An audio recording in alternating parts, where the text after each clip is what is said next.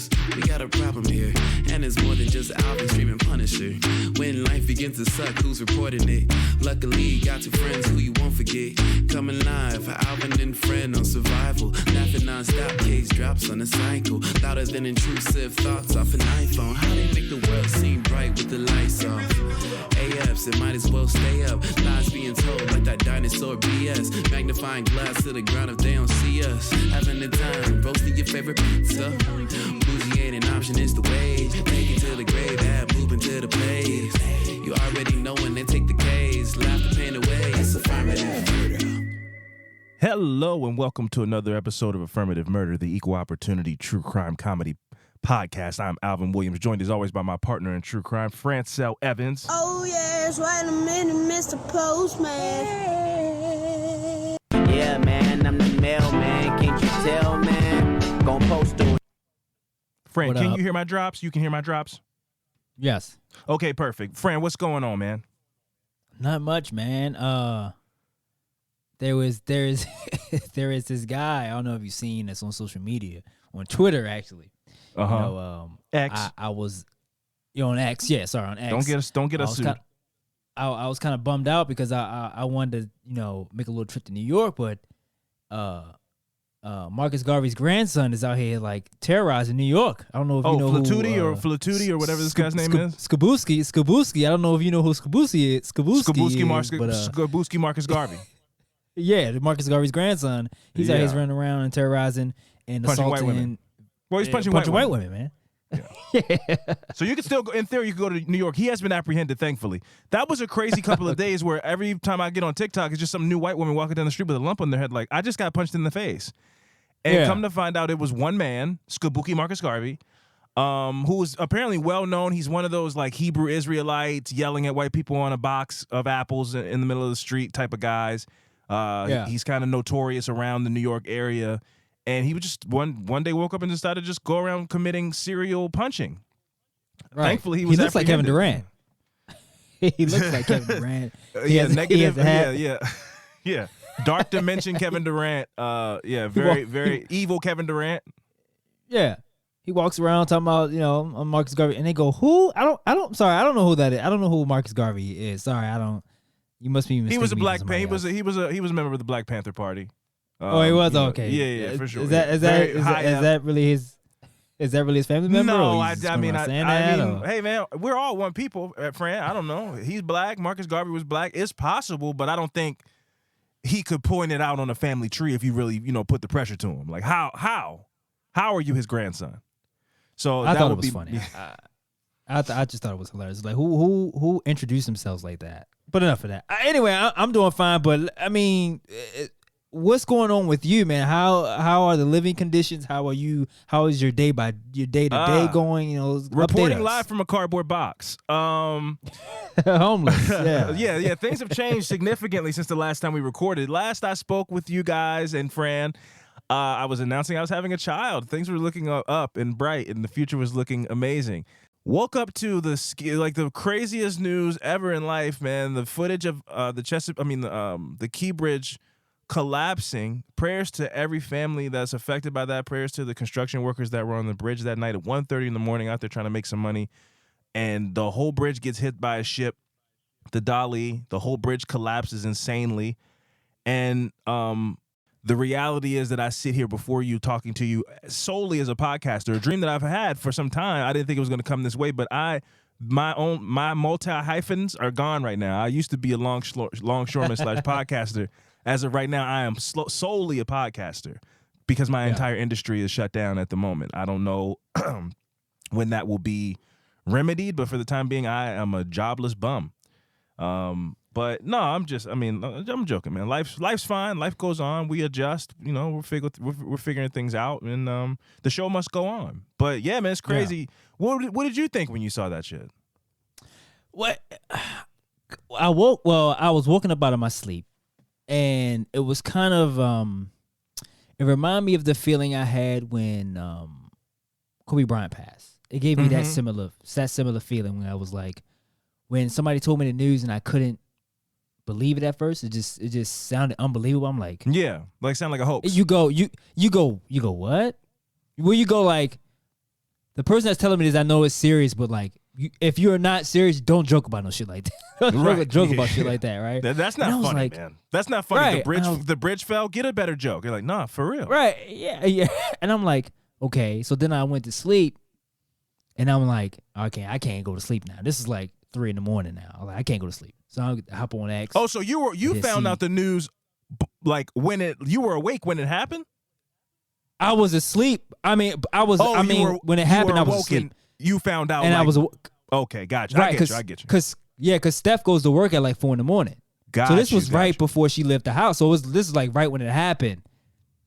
And I'm like, okay, I'm gonna just go back to sleep. And then I couldn't go, and I was like, fuck it, I'm up now. So now I'm up at like 4 a.m. or whatever it is, looking at my phone, and was like, it just, when you hear shit like this happen, you go, I usually get the idea was like, that shit usually doesn't happen here. That crazy shit like that usually doesn't happen that close to home to me for some reason. That's what I always think of. Yeah. Before it to be like down the street, you go, what the hell? The whole bridge fell? And then you think about like, quick. And you think about like how many people go across that bridge a day. And I'm like, was it like mass casualty? Like in my head is doing all this, trying to figure out a whole bunch of shit. And I'm like, what the fuck? Then you see the video and like, that bridge is like a paperclip, man. Immediately just was like, insane. I snap a finger, gone. And I didn't even think about it. Like, I knew it was the shit, but I didn't even think about it being from the, that it could impact you and your livelihood of, making a living, being, coming to a screeching halt. I didn't even think about that. It's been interesting for sure. I don't have any updates for anybody who has asked or DM'd me other than work is done for a bit. So that gives us more time to podcast, man, and do what we love and passions and those things. And I can eat HelloFresh sponsorship food, So it's all good, man. Now this is when you really find the silver linings for positivity to focus on your passions in life, So it's all good, It's all good, friend. But it was shocking. It is still weird because like I know the kids and like Steph's parents, they went to some spot where you can go. Like a lot of people go to fish where you can kind of see the wreckage from that spot. And it's weird, like the boat is like still there. This is like a couple days after it happened. So the boat is still sitting there. You used to have pieces of the bridge still poking out of the water. It looks like a set from a Michael Bay movie, like it's Transformers or something. It's insane. That's crazy. Yeah. Yeah, it's pretty wild, man. But hey, man, we persevere. You know what it is, man. We pivot now and we adapt, and it'll we'll be all good. We'll figure it out. But what we're gonna do is we're gonna take a quick break. And when we get back, we're gonna get into some fucked up shit. So stick around.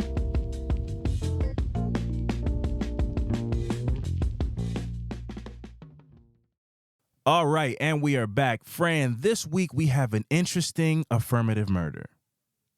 As I told you off air, in a lot of ways, I said this guy kind of reminds me of your dad. Yeah. He just reminds me of your dad. We can get into why he reminds me of your dad as we go on, or we don't have to. We don't got to put Mr. Raj on blast, but we can. He's a smooth guy. This guy Lance Herndon is our affirmative murder this week, and his smoothness reminds me in some ways of Mr. Raj, and I'll also differentiate as to why it's not Mr. Raj as we go on as well. But let's get into it. So, in the early 90s, a native New Yorker named Lance Herndon had moved down to Atlanta, Georgia, and earned a reputation as a rising star in business. His computer consulting firm, Access Inc., was earning him million-dollar contracts with notable clients such as the city of Atlanta itself and National Bank, which is kind of like the big chain bank of Atlanta. He was even presented an award at the White House during the Bush Senior administration, where he was praised for his business acumen. So this dude was like a hot shot, like Forbes 30 under 30 type of guy. He was like a wonderkind, if you will. Yeah. Lance's status as a major player in the Atlanta business scene was further cemented when the then Atlanta mayor, Bill Campbell, chose Herndon as one of the city's business leaders to join him on a trade mission to South Africa in 1995. So at 41 years old, Lance appeared to have the world as well as Atlanta in the palm of his hand. Now, although on the surface, Lance Herndon seemed to be a smooth business mogul living his best life in the A, those who knew him personally had a different perspective. Lance had recently gone through his third divorce in the early months of 1996. Herndon's 3 divorces could all be attributed to one of his 2 biggest weaknesses. Lance Herndon loved women and would often be seen dealing with several women at a time, even while married. And Lance also loved to spend money on himself and the women he was dealing with. Now, there's a word for this in the Urban Dictionary, Fran. It would be called a trick. What I mean by trick is he liked to spend money on women and instead of being charismatic. Now, this is where I say I differentiate him from your dad. Mr. Rogers was a player. He was not out here, he's not out here. Lance is like, I'll spend, it ain't tricking if you got it, right? Like, that's the phrase. Like, I have money, and if a woman needs a bill paid or a car payment taken care of, I got them in exchange for their time and us going out to dinner and maybe fooling around a little bit, which, again, is one form of game, I guess. If you're like a guy looking to date women, that's one way to get women. And, again, it ain't tricking if you got it, I suppose, Fran. What are your thoughts on that? On him being a trick? Is that what you're asking me? I guess if we boil it down, I guess, yeah, sure, yeah. What, do you disagree? Like, I don't know. Do you think that's tricking? No. Showing the lady a nice time, and if you got a little bit of money, No, get her a bag. Of course not. No, of course not. It's kind of like it's a mutual trade kind of thing going on. It's like, give me your time, and I'll give you a little, buy you a car, Mercedes or something, buy you a bag, and then whatever. There's no contract. There's no, titles, anything like that. Sure. I don't see nothing wrong with that. If he's single and he got money, he's just living his life, man. Okay. Well, then I guess we have to agree to disagree on him being Chris Angel, the mind freak. I think this guy's full of tricks. I think he's a trick. He's got a lot of tricks in his bag. Now, this is dope, though. See, Lance worked from home, and he had several employees that would access his home office, which was separate from the rest of his house. So his employees could come in. They had access to his office, but the office wasn't accessible by the rest of the house. And he would leave these audio notations for his employees on his desk every morning so that they knew what task to complete. It's something fly and businessy and like organized about, I left your task for the day on the desk, pop it in the tape recorder, and just hear my voice tell you exactly how I want it done. I don't have time to be there, so just play the tapes. Right. Yeah, they say he was very meticulous. Yes, very much so. Very attention to detail. Yeah, very anal. Done. Yeah, very anal and very like precise and very time management oriented. Now, on the morning of August 9th, 1996, one of Lance's employees entered his office, but the voice memos were not on the desk. And as we just stated, Lance had a reputation for being very meticulous, and this just wouldn't be the case unless something was wrong. The tapes wouldn't not be there unless something was wrong. He wouldn't just like, oh, I forgot, or I got drunk last night and fell asleep. That wasn't him. So the employee immediately called his mother, who was one of a few people who had access to the house. Because like I said, this employee's in the office. There's no way to get in the house from the office. So his mom had to come from her house, who had a key, and then go into the house part. When she goes upstairs, she finds her son naked in bed, bludgeoned to death, and she immediately called 911 in a panic, reporting that somebody had just killed her baby. Lance was struck in the head with such force that there were blood streaks streaming down the wall. There were no defensive wounds on his hands, and little blood was found below the victim's waist, which led detectives to theorize that Lance was attacked while he was sleeping. There were no signs of forced entry, and there was evidence that suggested that the killer possibly took a shower before leaving. Now, this was also weird but interesting. There were 3 clocks in the bedroom. They had all been unplugged. To me, which a detective also poses later on in my notes, but when I first read this, I went, that implies to me that this person may have known that alarms were programmed into these clocks and unplugged them so that they wouldn't go off. Because, noise Right. alerts neighbors and people that, if an Right. alarm is going off for an hour and nobody's hitting snooze or something, you immediately think something's wrong. So unplugging the alarm clocks feels intentional and like somebody who knows his schedule. Like a burglar wouldn't unplug alarm clocks. Right. So Herndon's laptop was also missing. Now, keep in mind, to the listeners, and Fran, I'm sure you know this too, but we could get into it maybe a little bit. Keep in mind that this is not a laptop today. This is a laptop in 1996. I say that to say that people didn't just have laptops in 1996. If you had a laptop, it was a valuable possession. It wasn't just like, oh, I got a laptop in a closet somewhere. Like, I got a laptop under my bed. It's an old Dell laptop. Laptops aren't just like willy-nilly in 1996. It was like multiple thousands of dollars, and you bought it to like help you be a business person or do a job.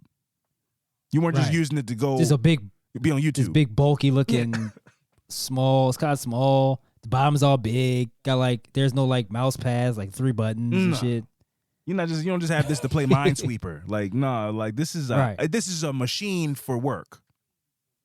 Yeah, this is an important device that it has a case. Yes. And the owner doesn't just leave it around. It's cared for. Like, it's cared for. Important shit on it. Right. Yeah, so yesterday's price is not today's price. A laptop in 1996 is not a lap. I feel like a laptop is almost an outdated kind of thing today. Like a lot of people have tablets and all these things where laptops, you could probably just find a laptop in your house. Like, oh yeah, this is my laptop from 5 years ago. 1996, bro, you got a laptop. It's a prized possession. Right. And then because I watched the show about it on Oxygen, it was the Murders of Atlanta, I think it's called.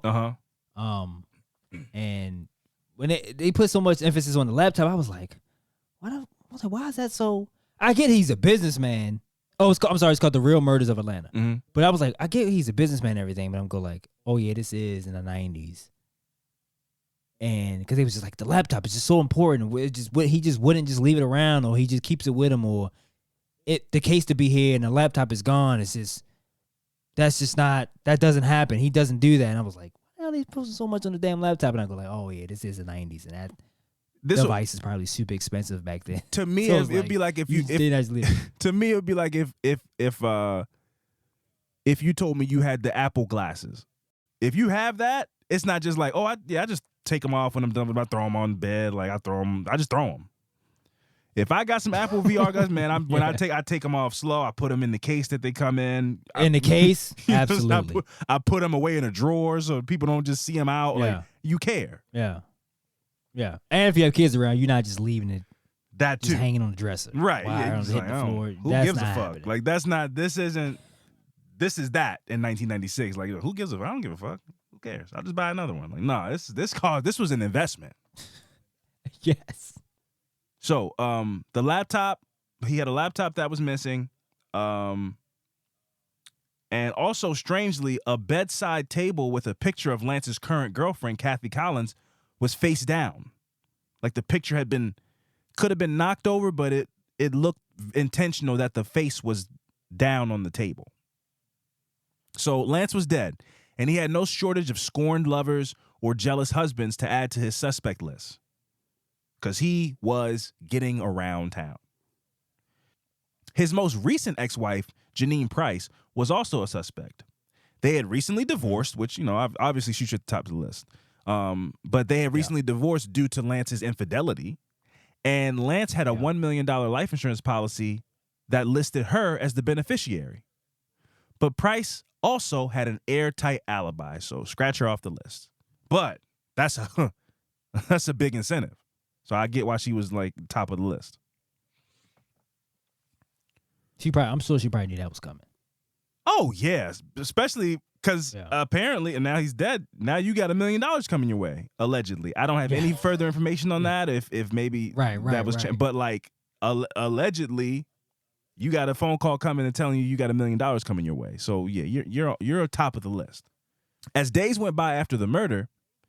The investigation continued to develop, and the medical examiner continued that Lance was killed with an adjustable crescent wrench, which was missing from his workbench.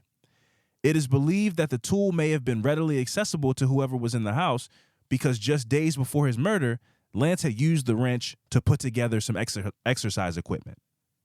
So it was just kind of, a hammer, you just used it a couple days ago. You might not have put it back where it needs to go. Might be on the table still. Right. It was one of those kind of situations. Detectives believed that they were not dealing with a premeditated murder, but in fact, a crime of passion. A former lover and current employee of Lance's, named Talana Caraway, was able to help detectives establish a window of time for the murder. Talana had left work at Lance's home office around 10:30 p.m. on August 9th, which is super late and a little bit suspicious. Something tells me they might not be just coworkers at this point. Right. Yeah. But after she got home, the two then talked on the phone until midnight. So, and I guess this is as good a time of any. I mean, it's going to come up more, but I just want to establish my feelings about Lance.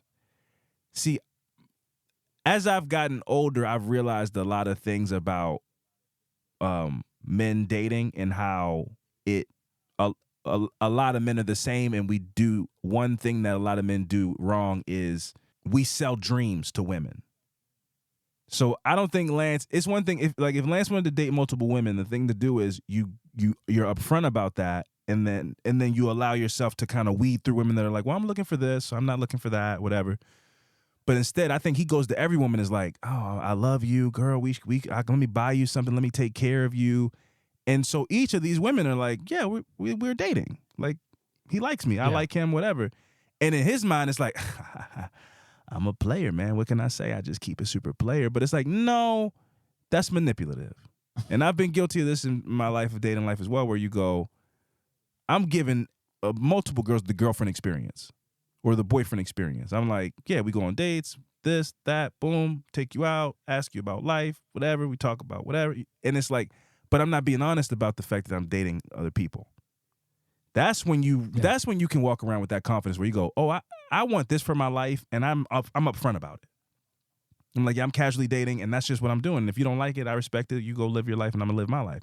When you're telling every girl that they're your girlfriend, that's manipulative. And I think Lance was somewhere kind of in the middle, in between of that. I don't think he just was like, oh yeah, man, I'm 41 and I got mad money, and I'm just like, hey, girl, you can come hang out or you can get off the train. I don't know. I think every girl was like, I want to marry you. Let me buy you a car. Yeah. And that's a nasty kind of game. Like, that's nasty. Like, that's just not, you don't get to walk around ladies, man, that's me. Yeah, it definitely is nasty. But by him having so much money and being, how old is he? 41. Like 40-ish? Mm-hmm. I don't know. 41, okay, he's still young. And still, in Atlanta, all these beautiful black people around, beautiful women. And he has all this money, and he can kind of sell that dream of like, look, I buy you a car, I buy you a Benz. I got this big house. Let me upgrade you. I'm known in Atlanta and in the business world and stuff like that. And I can look at this life I can give you. And then that alone can hook a woman on, and they go like, oh, he really likes me. I see myself being with this person and this lifestyle. I love this lifestyle. And then he gets tired of it and go like, well, I'm done with this. And then kind of jump to the next one and still dragging her along. Yeah.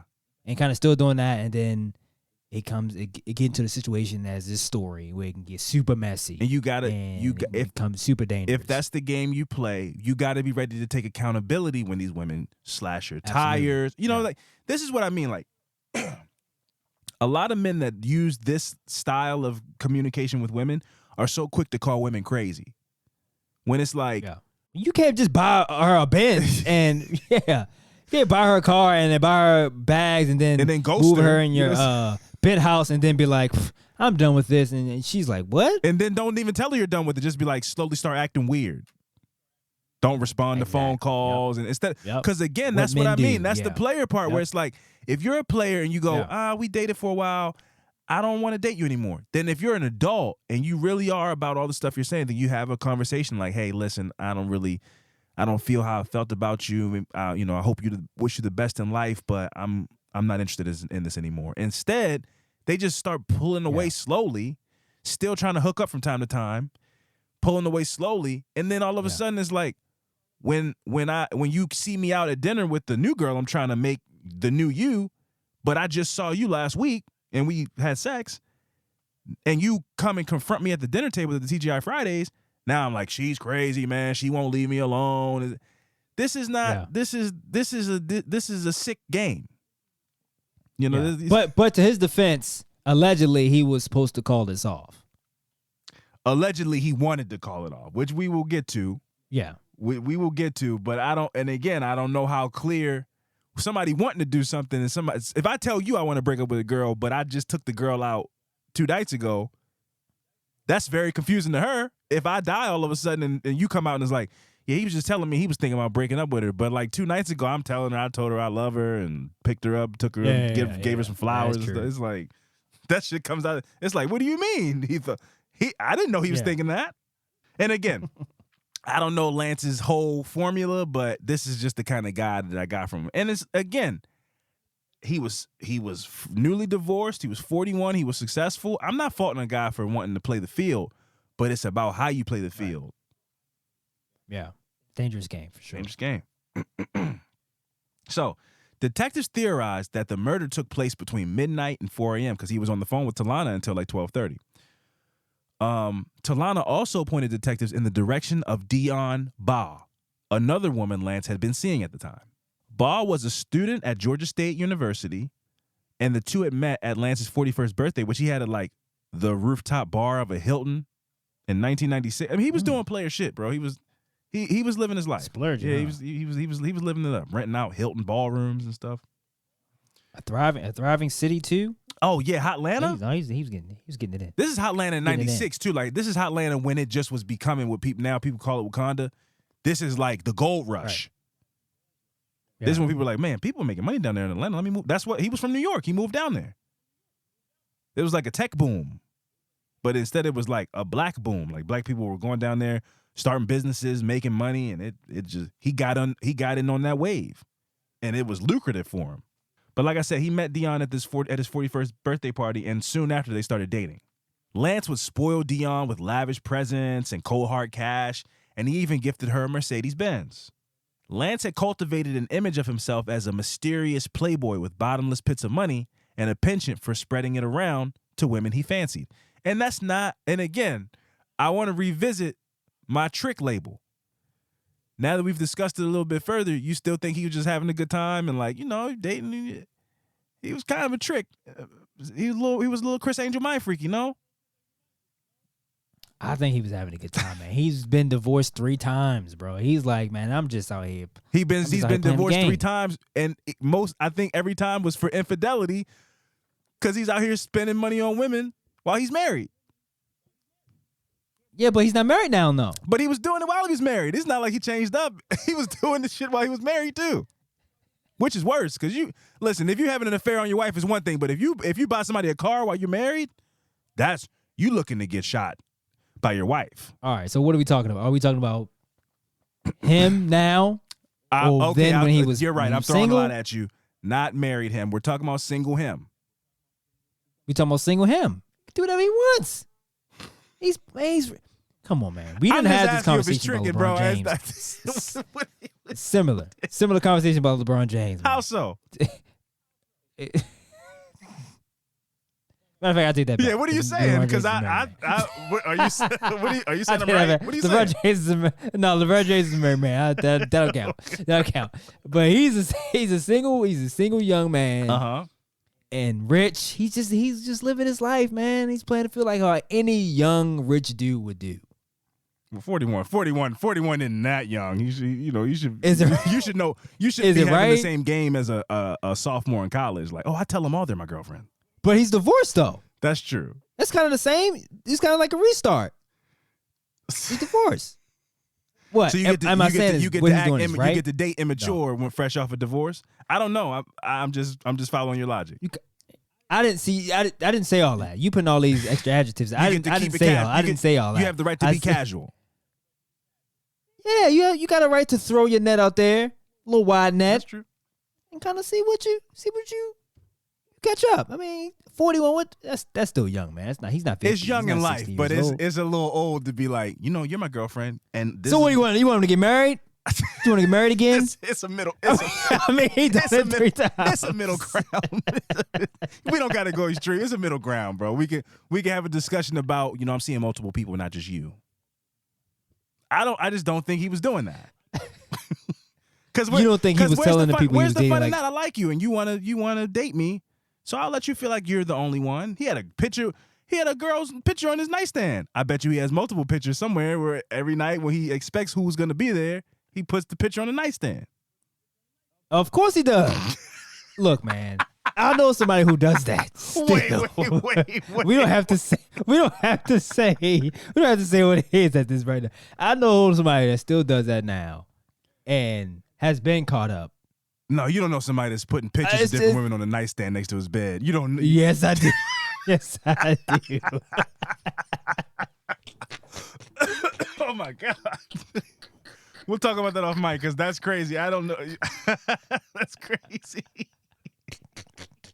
Rotating the family pictures in the house is insane. That's nuts. That's crazy. You hit a button and all the frames flip around like you got a secret license plate on your car like James Bond? Nah, that's insane. I don't know who you. I don't. Players do, man. That's what players are. That's what the players are here doing, man. That's what they. I think that's a. That's what the players out here doing, man. Nuts. Absolutely nuts. Oh my God. Yeah, man. Yeah, man. So flip the pictures out, man. Yeah. That's crazy. Oh my God. Okay. So with all that being said about how he wooed Dion, what Lance had failed to realize is that weaponizing your generosity can garner desired results. Like women will fawn over you because, not trick, but because they know that you're generous, right? But when you do that, you open yourself up to being used. And the reality was that Dion Ball wasn't at that birthday party by coincidence. She knew who Lance was. She scoped him out. She wanted to rub elbows at a fancy event and get next to him because it's like, oh, I heard he spends money. She also neglected to inform him that she was married to a man that was living in Jamaica. Yep. So she sold him the dream of, oh, yeah, she was like this pretty, exotic Jamaican woman. And she sold him the dream of like, we're dating each other and we're madly in love. And he sold her the dream of, I'm going to take care of you and I'm going to get you a car. And they both were playing each other. Now, I think she was playing him more than he was because he's like, oh, I have money. I think so? Off. Well, because his game was copy and paste. Her game was for him. That's what makes it different. Like if he sees a girl that he thinks is pretty and he wants to take out on a date, he's going to buy you something. But she goes, I want him. So she's selling him a tailored dream. He's just copy and pasting the same dream that he passes around town. I don't know about that one. And by dream, I mean tricking. But we don't have to use that word. Yeah. But I don't know about that one. What do you mean? I don't know if she was playing the game better than he was. You can't play the player, man. No, that's true. I mean, there's things that for sure she did not have the upper hand a lot of times. But I just mean by playing, she wasn't just like, oh, I happened to meet this guy and he happened to have money. I had no idea. Now I'm just enjoying the ride. She's like, no, I want to get on this ride. Yeah. So in his mind, he's like, I have money and I don't mind taking care of women. But it's different when somebody goes, they look at you like a mark. If I'm just generous, that's one thing. But when you try to finagle your way into my generosity, that's you playing me. Even if I don't realize it. Even if I'm going to be generous either way. I think without him knowing, I think he's. Without him being by him being unaware, I think he's okay with that though. Oh yeah, because to him it's like, oh, I was gonna do this anyway. I was gonna do this anyway. I'm gonna do it anyway because that's just what I do. That's how I am. so for him it's like, for him it's like, I don't know, maybe she is taking advantage of me, but I was gonna do it to somebody regardless. When authorities interviewed Ba, she claimed that she and Herndon, which is Lance, were madly in love. She also gaslit her husband back in Jamaica into believing that Lance was simply a mentor. I'm not trying to shame him. I'm not. I really am not. But however, his lifestyle is important for later context. We don't have to get into it right now, but his lifestyle is important for later context.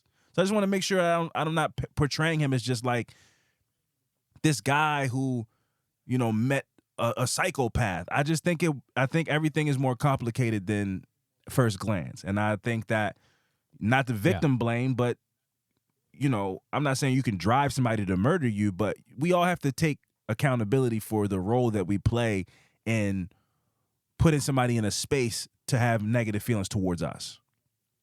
That's all I want to put into perspective. I'm not trying to victim blame or anything like that, but I just want to make sure people understand that I don't believe that he was a good communicator in the type of relationships that he wanted with women.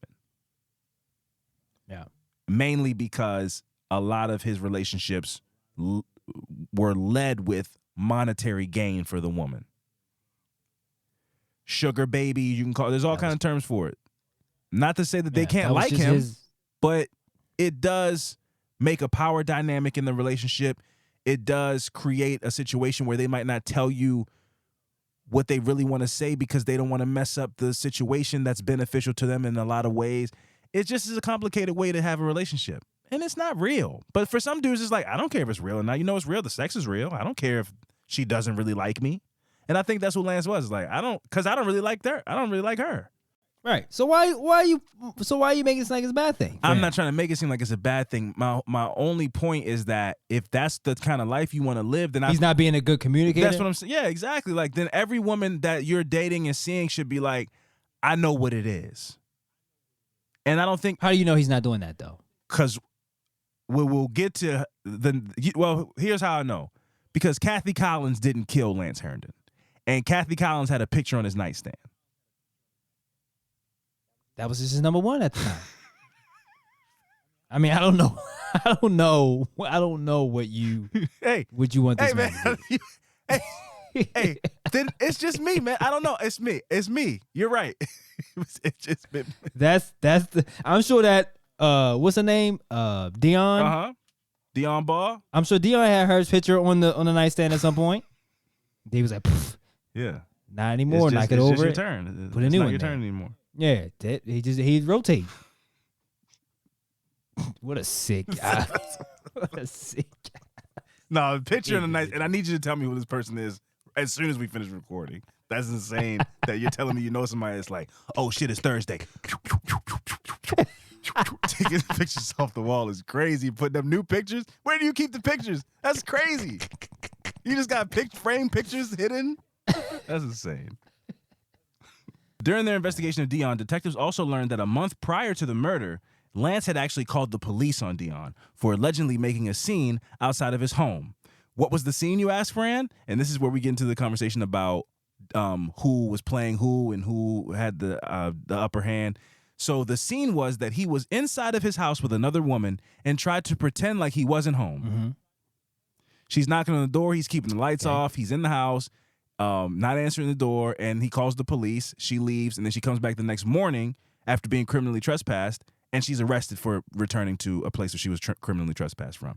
Now, again, if you're a guy that's like, I'm a woman, I'm a ladies' man, whatever, then you got to be ready to.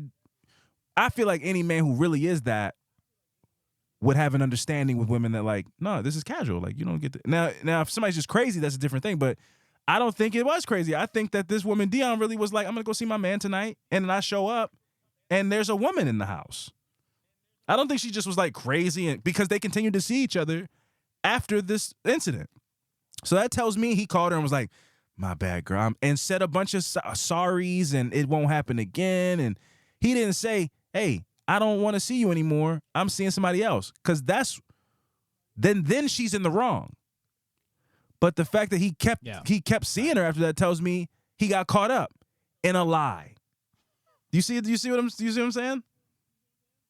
No, I get it. Okay, because I'm like, it's not player to be like cowering behind the door, acting like you're not home. There's nothing like I'm a player and women, I just get women and I understand women. There's nothing player about that when you're telling another woman and I was like, shh, be quiet. Stop talking.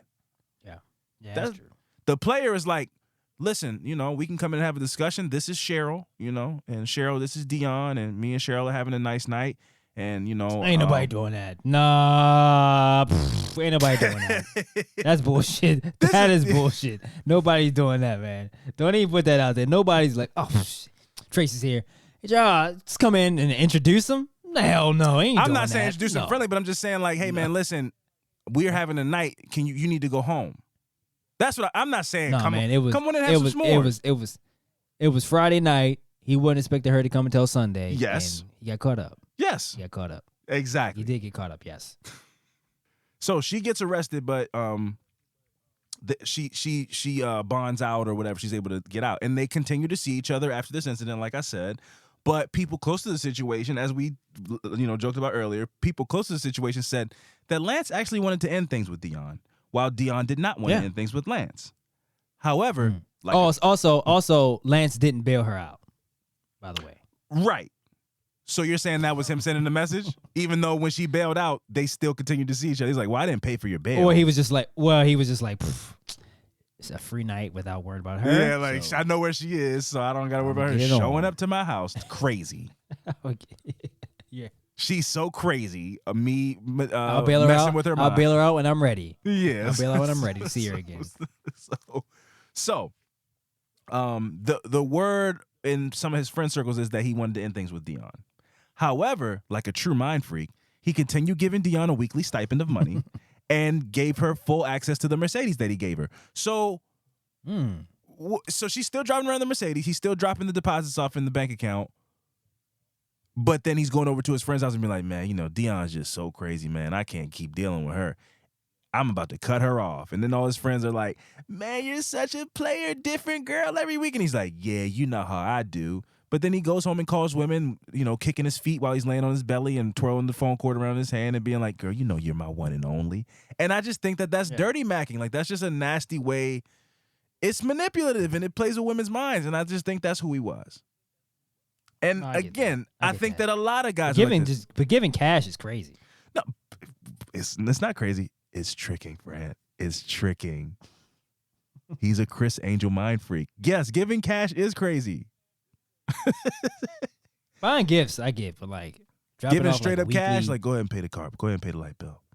I got that. That's crazy. So keep him around. I guess that's how you keep him around. That's how he keeps him around. That's exactly. That's and listen, I can respect that, but you don't get to go around trying to make it seem like you're this like ladies' man player. You're a trick. And I think he liked the idea of people seeing him with women on his arm, a different woman every week, and not really knowing the full script. They're like, man, he's just so rich and famous and whatever. And it's like, these women have a pretty good arrangement. Like, they're all getting like allowances and cars and. Oh, so you think none of these relationships are like the women actually liked him? I think that everything has two sides to it. I think you can really like this guy and like going on dates with him and everything like that, but it is also a financially beneficial situation. I'm not saying they're just like, oh man, Lance is calling me again. He might be a blast. They go out and get fucking Hennessy Ritas and eat the best steaks in town and, open up the finest bottles of wine and they have a great time. But also, I might not feel like seeing him all the time, but I'm going to see him even when I don't feel like it because I need that money. And I could be fully wrong about all this. And these are just women who are like, I've never done a sugar baby type of shit in my life. But a guy's like, I'll give you $1,000 a week. Who the hell am I to say no to that? So Dion was brought in for questioning. And what's interesting is Dion Ball was actually initially approached by detectives just hours after Lance was found murdered. But she claimed that she was in the shower when they knocked on her door and they eventually left. It's also important to note that during a search of her home, Lance's laptop was found in her closet, but she claimed that he gave it to her as a gift, a raw laptop with no case stuffed away in a closet. As we've discussed, this is a 1996 laptop, so I think that's a little bit fishy. Now, back to that initial night, because there's some interesting stuff that happened that night. So the initial night where Lance was murdered, they went to Dion Ball's house, right? So, according to her neighbor, Dion said that she had been in the shower when authorities knocked on the door, and then, so that she didn't hear it, and then they left. But then she immediately went over to her neighbor's house to ask why were the police here? Were they asking questions? I was in the shower. So she tells her neighbor that, I was in the shower. I didn't hear, I didn't know if they knocked on my door too, but what'd they say to you? Now her neighbor goes, I found it kind of hard to believe that she was in the shower because she was wearing a full business suit, had dry hair, and was in full daytime makeup. But she's saying like, oh, I must have just missed the cops. I was in the shower. What'd they say? Terrible liar. Yeah, right? So Baugh then got in her car and drove away. Her neighbor notified the police that she had just left, and they went to Baugh's home to wait for her return. Baugh returned home and then reportedly collapsed and got hysterical after allegedly learning of Lance Herndon's death. But according to police, she had no tears. So again, she this is all the night that Lance Herndon was murdered. She avoids them, drives away for a little bit to try to give him some time to like go away. But the neighbor calls and is like, yeah, she just left, but she'll be back. She comes back, the police are there waiting for her, and when they tell her that Lance Herndon is dead, she has a full-on scene. So much so that she can't answer any questions tonight. She's just too hysterical to answer any questions. So it's like, you caught me in the shower. I didn't hear you the first time. Now I'm back. Oh my God, what? Lance is dead? Oh my God, I can't even talk words. Come back later. In her interview with police later that afternoon, and in a subsequent videotaped interview at the Roswell PD 9 days later on August 17th, Dionne Baugh denied knowing anything about Lance Herndon's death. She told authorities that she had driven her husband and daughter, who had been visiting from Jamaica, to the airport on the evening of August 7th and then returned home. So her alibi, because Lance Herndon was discovered on August 8th. I might have said 9th by accident. He was discovered in the morning of August 8th. So her alibi is on August 7th, I was busy driving my husband and my daughter to the airport. And then I was too sad. She said he called me to ask me to come over, but I was like, no, I'm too, I just dropped my family off. I don't really feel like it. Sorry. And that was her alibi. Damn. This is where the lies completely starts to unfold even more. So they didn't talk over the phone, and she said she wasn't going to come over. What she said was Lance came over to her house briefly between 9 and 10:30 p.m. the night before Lance's body was discovered, and that he brought her his laptop. The laptop, right. And which he let her borrow for school. Herndon then left her home, and she didn't see him again, and he died. Now, that conflicts with the woman who works with him, who said that she was at work until 10:30. How could he be at his house and at Dion's house at the same time? It's not possible. Right. And why would he bring her the laptop? If that's so important, and why would he just be like? That's what I'm saying. That's why 1996 is so important to, like, I'm gonna buy you stuff, but if I'm really buying you something, I'm gonna buy you your own laptop. This is my laptop that I do business on. Exactly. Right. I'm not gonna let you borrow my laptop. I'm gonna get you your own laptop. And I'm probably not gonna do that because laptops are expensive as shit. Now he's buying cars and stuff, but Right. we can get into we'll get into that part a little bit later as well. So despite repeated questioning, Dionne Baugh stuck to her story that she never went to Lance Herndon's home the night he was killed. She also maintained that her relationship with Herndon was solid and that she and Lance were truly in love, but authorities soon discovered that her version of events did not match what others were telling them. So the case stalled for some time until in January of 1998, detectives got the break that they needed. Dionne Baugh was in the process of a divorce from her Jamaican husband. And in the mess of all that divorce, detectives reached out to her mother-in-law, who no longer had any allegiance to her because she was getting divorced from her son. And the mother-in-law revealed to the detectives that Dionne had allegedly admitted to her that she had in fact gone over to Lance's house on the night he was murdered. Now, it is important to note that there was no murder weapon found. There was very minimal DNA evidence found other than like a couple of strands of hair, and he had some DNA under his fingernails that belonged to Dionne Baugh, but they were intimate together at points in life, so it wasn't unusual. Although people close to him would say he wouldn't have DNA of women under his fingernails. They say this guy showers 4 or 5 times a day. He probably wouldn't even have a woman's hair on his bed because he's a guy that cleans the sheets and all these things. But again, there's a photo of another woman on the nightstand. So if we're to believe that this was a spontaneous thing, Dionne just showed up at his doorstep, he hadn't had a chance to swap out his pictures and change the sheets and all these things, then I guess we could believe that. Now, with all these things adding up, Baugh ended up being arrested and charged with malice murder, felony murder, aggravated assault, 2 counts of theft by taking, and financial transaction card fraud because he was missing stuff. Besides the laptop, credit cards, jewelry, so she got charged with a lot of things. She's trying to clear. She's trying to clean him out. Yes. During trial, prosecutors asserted a theory that I do believe most of this. Obviously, we'll never know everything, but this just sounds very plausible. So they asserted a theory that Dion had spent the night with Lance, and in the middle of the night, she went downstairs to get a drink when she noticed that her court date was not on Lance's schedule.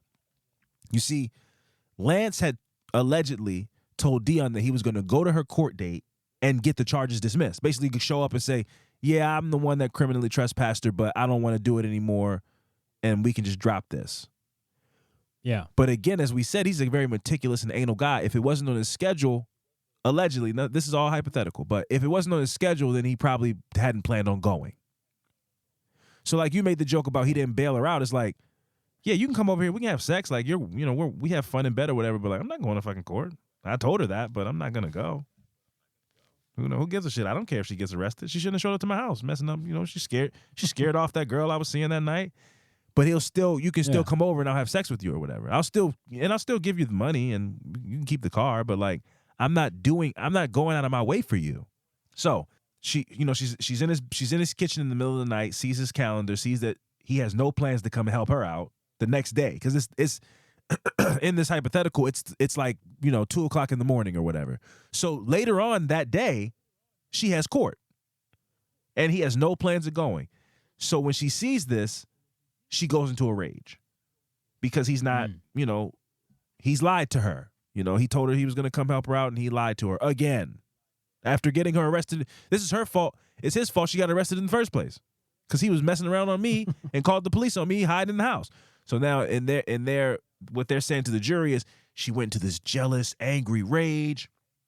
She couldn't ask though? Well, it's the middle of the night. He's asleep. So in a rage, allegedly, she grabbed a weapon, which would have been the crescent wrench, went upstairs and beat Lance to death in his sleep. After she killed him, she took a shower to wash off the blood, then took some jewelry, some credit cards, unplugged the alarms because she knew his schedule and knew alarms would go off eventually. And prosecutors also asserted that she left with the laptop that night, and that's how it ended up in her closet. Right. I'll take the laptop though. I mean, it's valuable because a laptop in '96 isn't a laptop today. I don't think she had like nudes on it or sent him explicit things or things that she didn't want people to see. Maybe emails, but I don't know how common email was in 1996. So. Again, I'm thinking of a lot like today, why would you take a laptop? Well, if there's incriminating emails or pictures on the laptop, then that's bad. I would take a laptop if I committed a crime in 2024. But in 1996, I don't think a laptop was functioning the same way socially as it is today. I don't think you'd have. And I think it was a pictures and shit business on laptop.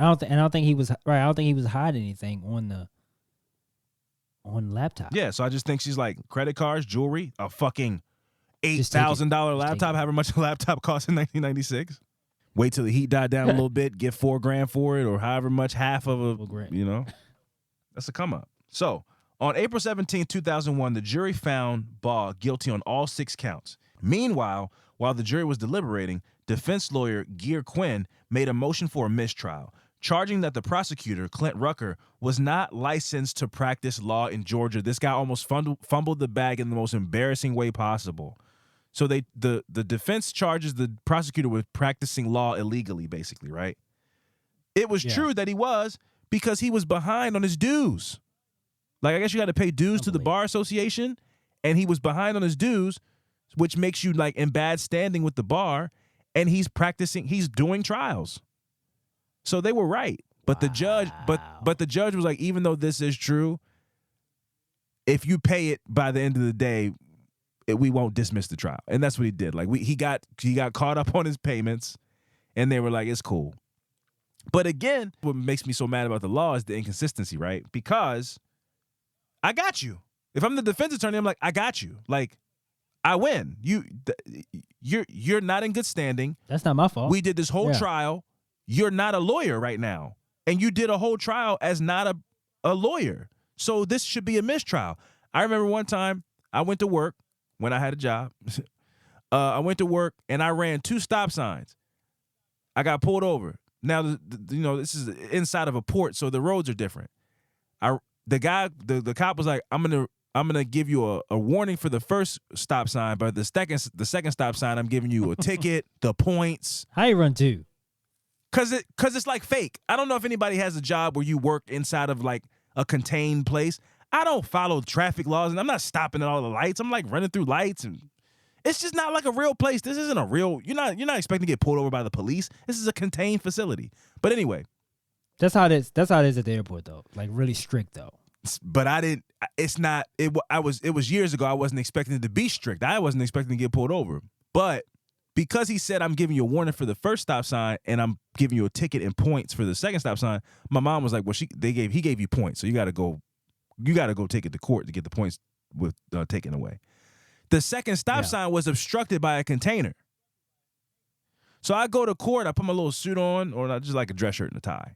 And I go, I watched a couple Law and Orders and stuff. I'm like, Your Honor, this is just some miscarriage of justice. This man was prepared. The stop sign was obstructed by a container. So when I ran the container, it was because I couldn't see it. The cop's right there. He goes, well, yeah, there is a container right there. So that is true. There's a container right there. So I'm like, case dismissed. In my head, I'm like, got him.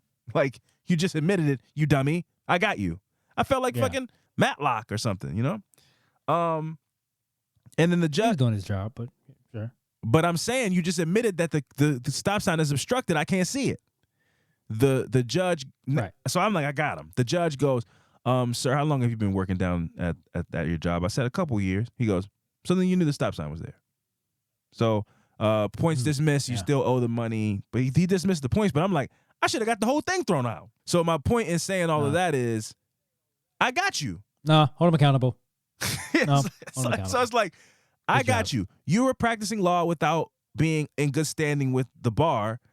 This is illegal. Case dismissed, right? And the judge goes, do you have $300 or whatever you owe on you right now? Pay it right now. And it's all good. It's like, no, that's not fair. I beat him. That's how I felt about that, kind of, because it's like he did get him technically. Like you didn't do all the right stuff. That's what you're not supposed to be doing this job right now. You're not in good standing. The judge, name was Jerry Baxter. He was like, all right, you know what? Don't worry about it. It's fine. I'm gonna uphold the conviction because she was found guilty, right? Like I said, there was no murder weapon, minimal evidence. Everything involved in getting Dion Ball found guilty was circumstantial. This was not a solid case, in other words. Now, the reason I was kind of harsh on Lance throughout the telling of our affirmative murder this week is because a lawyer appealed. And the law team that came in on the appeal flipped the narrative. And instead of having to defend, initially the first trial was like this woman defending being a crazy ex. The second team came in and was like, this guy was a womanizer. This guy was selling false dreams. This guy was being manipulative and tricking women. And they came at it from that angle. And they muddied the waters. And they really leaned in on, there's no murder weapon. There's no evidence that this woman was at his house other than like fingernail, DNA under his fingernails, which they have had sex before. That's not crazy. There's nothing here. The jury goes back and is deadlocked, right? On the appeal. So on the second trial, the jury goes back after her defense lays out their whole case, and they're deadlocked. As a matter of fact, they were, to be specific, they said that they were hopelessly deadlocked. This was in November 8th of 2003, so just a couple years after she was convicted. The judge ends up declaring a mistrial. She ended up being freed on $500,000 bond because she gets they let her be free while she was fighting for her third trial because there was a mistrial. Now, on September 9th, 2004, Bob pled guilty to one count of voluntary manslaughter and was sentenced in the Fulton County Court in Atlanta to 10 years imprisonment and 10 years probation. That's crazy. She was released from prison on November 29th of 2011. So, wow. She was so basically she spent 10 years in prison. She was arrested in 2001. She was released in 2004. She went back to prison a few months after that, after her third trial, and then she didn't even go to trial. She pled guilty. She pled guilty to a lesser charge in 2004, and then by 2011 she was free. So from 2001 to 2011 she was caught up in the court system in a case where she eventually pled guilty to the murder in the first place. So that's not really bad. If she did brutally murder this guy, she served 10 years in prison. You mean if? She definitely killed him. She confessed to it, right? But I'm saying when she was found guilty at first, it was like malice, murder, all these things, much harsher charges.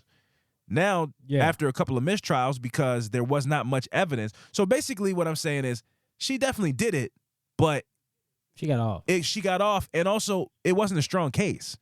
I believe that she did it because of all the stuff that we just laid out, but she beat it because it wasn't a strong case. You know, so it's always like it's not always what you know, it's what you can prove.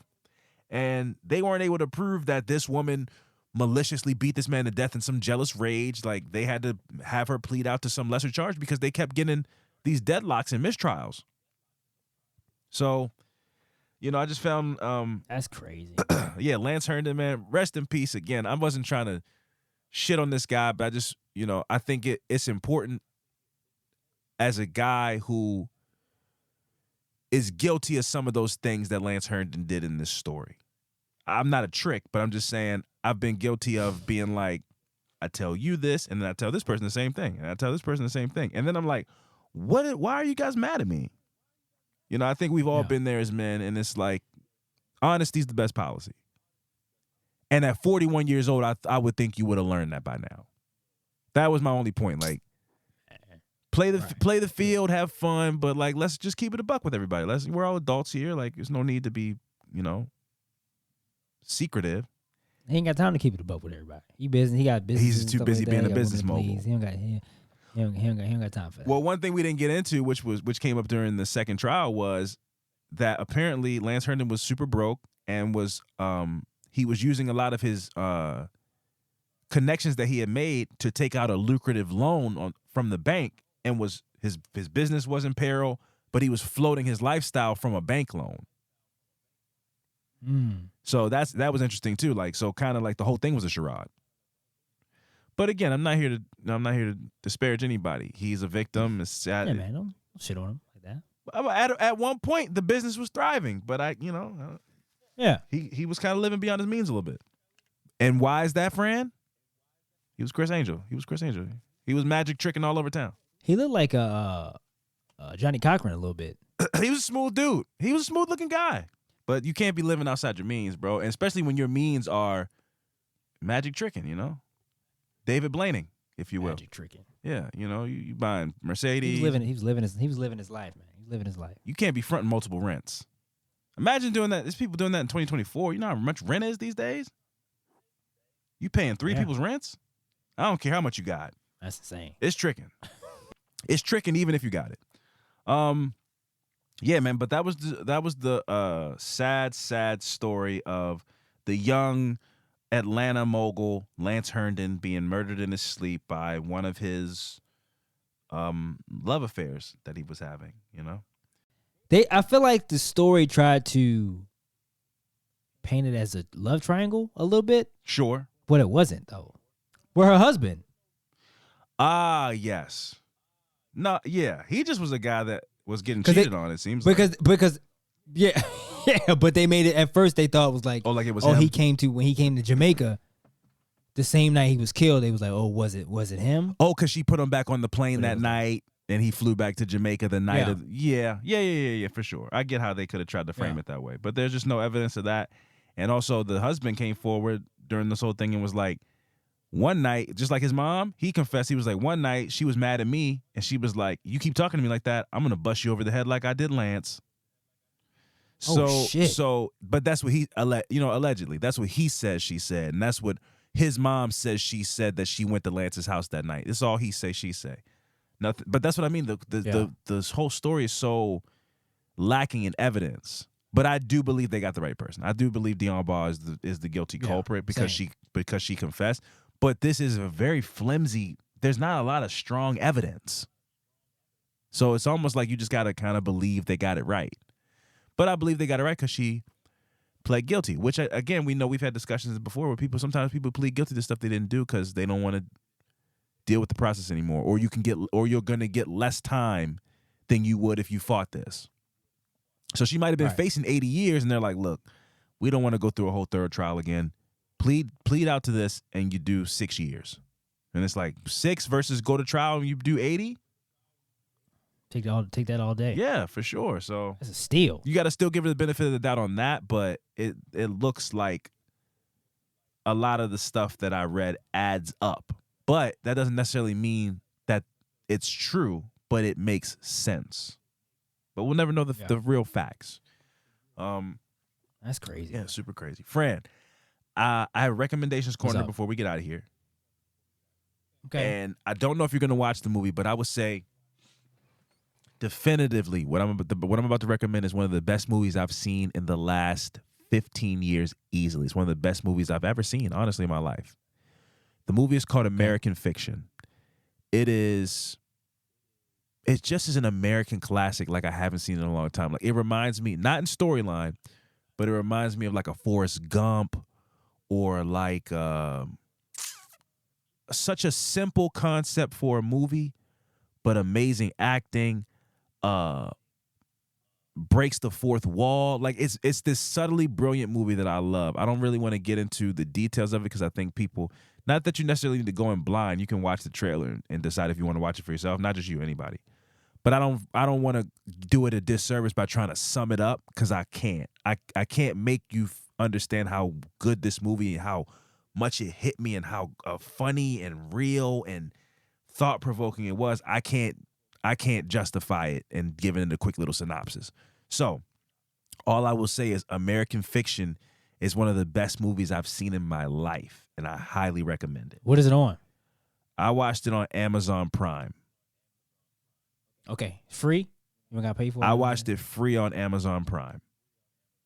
Okay. And I mean, it's one of the best movies I've ever seen in my life. All right. American Fiction. You know, when you do that, I watch it immediately. So I'll probably watch it tomorrow. I will, yeah. I would love your thoughts on it. I'm conflicted because I think you'll like it, but I don't know. But I think you will.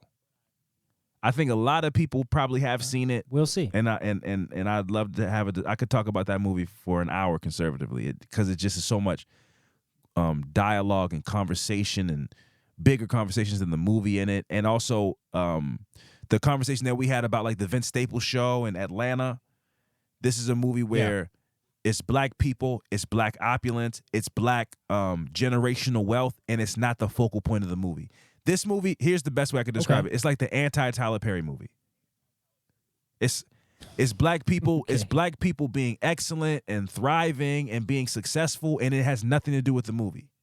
Multiple people in the movie that are black are doctors and successful, and they're funny and they're complicated.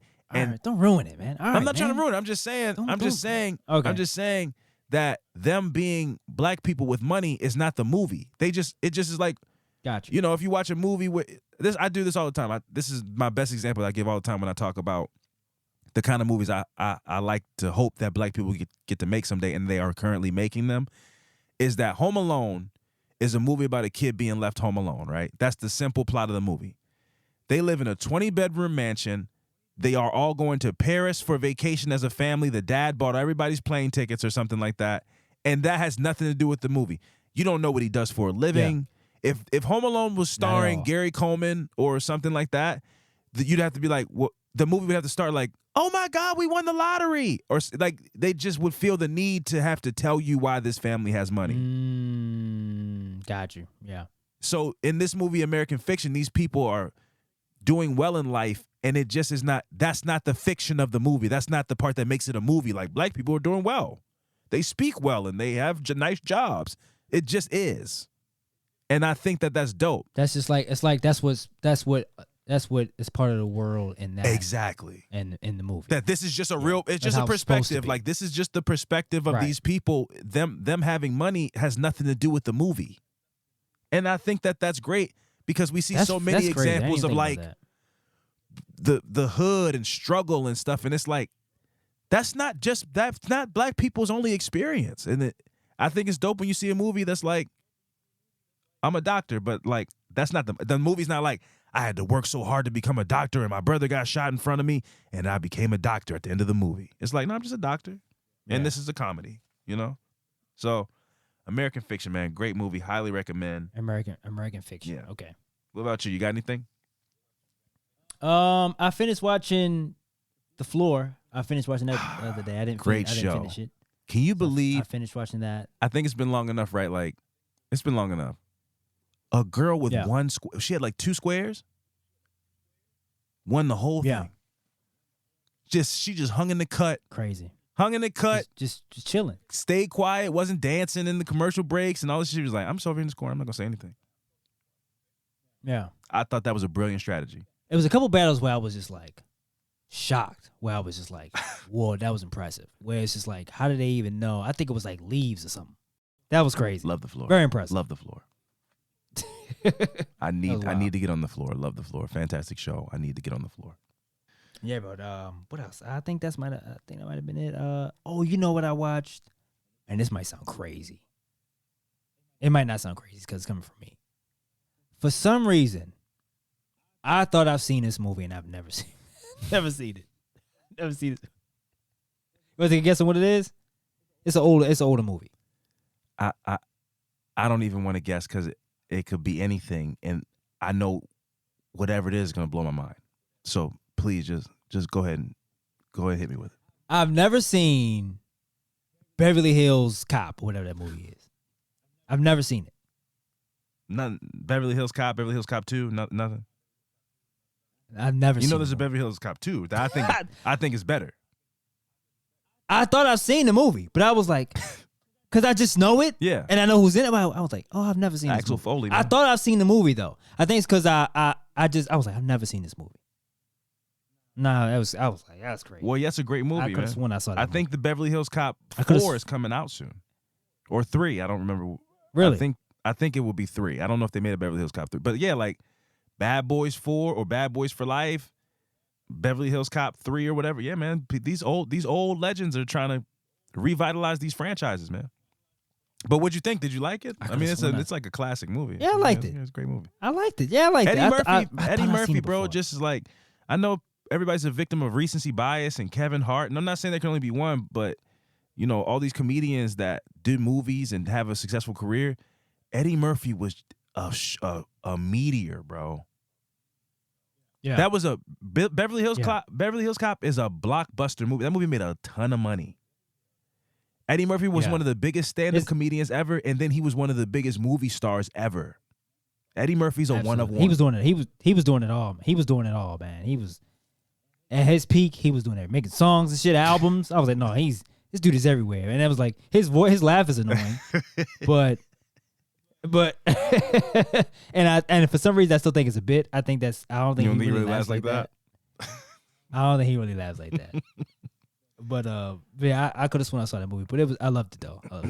Good movie. Well, yeah, Beverly Hills Cop. Hey man, folks, check out the new hot Eddie Murphy flick, Beverly Hills Cop. I highly recommend it. I don't want to do any spoilers for you guys. You got to go see this one. You won't expect the ending. It'll catch you off guard. I promise you.